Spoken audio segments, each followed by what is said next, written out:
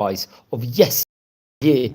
It marks the Hilula here today on Hebrew date of Shvat, the 16th of Shvat, of a really great Moroccan rabbi. His name was Rabbi Shlomo HaCohen Zaguri, Zechet Tzadik Libracha. He was a descendant of the famous Cohen Zaguri family rabbinic dynasty in itself from Morocco. He would become a great judge, a Posek Halacha, a rabbi that will, let's say, render various different Jewish law decisions in of itself inside the various different vicinities he was in. One of the great wise men of Morocco. He would become the rabbi of the city of Taaourirat and also the author of the Torah book, the Vayikatz Shlomo. Very, very great. Let's explore some of the highlights of the great rabbi's life. Now, he was born in the area of Davdo. In of itself, I believe this was in English, 1888, and he came from great rabbinic auspices. His father was Rabbi Shlomo HaCohen Zaguri. Obviously came from his mother's name, I believe, was Rabbinit Isha. Interesting enough. I think when he was only 8 years of age, sadly his father passed away, and he would later on move to the house, let's just say, of his uncle, Rabbi Mordechai Cohen Zaguri, and very much interestingly enough, he would later on, I think, work. He himself, I think, also worked as a sofer stam over there, writing Sifrei Torah and so on and so forth. He would learn under the auspices of another great rabbi, Rabbi Moshe ben Gigi, while he was younger, and afterwards he would learn in the academy where Rabbi Shlomo HaCohen Saban, very, very great rabbi, was very much teaching at his pinnacle. I think come with the year 1909, he would be about 21 years of age. He would get married, I believe, to the daughter of Rabbi David HaKohen Zaguri, who was a head of the Jewish court of Oran, respectively, and one of the great rabbis also of Morocco. So he would have been 21 years of age at that point in time. A year later, I believe he would be appointed as a rabbi of the area of Taaourirat. Very much interesting. I think it's actually known today as Varazazat, if I'm not mistaken. I think it's in the middle of Morocco, let's just say in itself.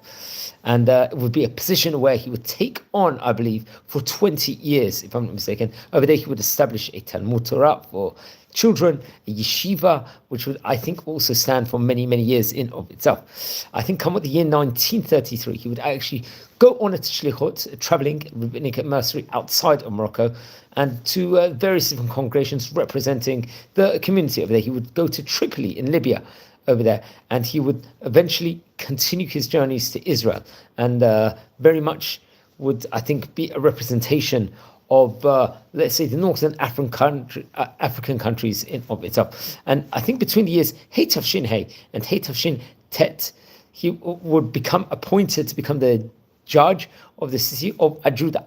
Very interesting enough, and that's a place we've spoken about on various occasions before. I think it's more in the northwest part of Morocco, if I'm not mistaken, but Safon Mizrach Morocco, I think near the Mizrach in of itself. And after that, I think through the auspices or the request on the Bet Din over there, the great one of Morocco, he would become a דיין in Mazagan, another great place we've spoken about various occasions before. I think it's based in the city port of the Atlantic city port in of itself. And over there, he would obviously bring on various different important positions over there, and a wide amount of positions while he was serving there.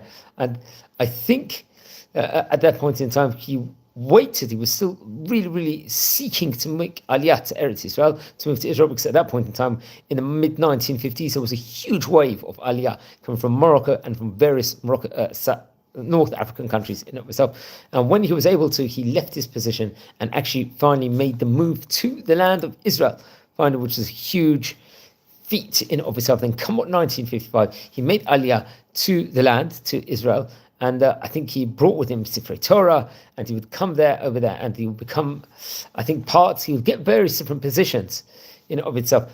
And I think when he arrived actually in Israel in of itself, he made a connection with the Minister of Religious Affairs, Chaim Moshe Shapiro, and he wanted to, I think he gave out Sifrei Torah and other Torah important needs. He would actually settle in the Kataman neighborhood in Jerusalem, where I believe he was appointed the neighborhood rabbi and served as a teacher. He viewed the establishment of Medinat Israel very positively and very much praised it and was very excited about it.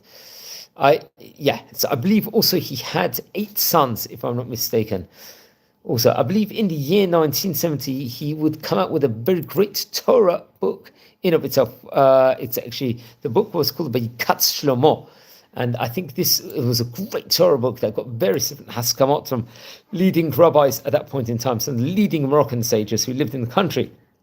I think Rabbi Yosef Mashash, who we've spoken about before, he was a head rabbi in Haifa, and Rabbi Meir Vaknin, who was a head rabbi of the city of Tiberias, and also Rabbi Yehoshua Aman, who he happened to be the rabbi of the cities of Marrakech and Aria, respectively. They passed away, I believe, in the year 1977 on February the 4th over there, on that specific day, and he was buried in Har HaMenuchot. Please, everyone, light candles in his memory, and don't forget to subscribe to the channel. Wishing you all well and take care, and blessings here from Israel. Wishing you all well.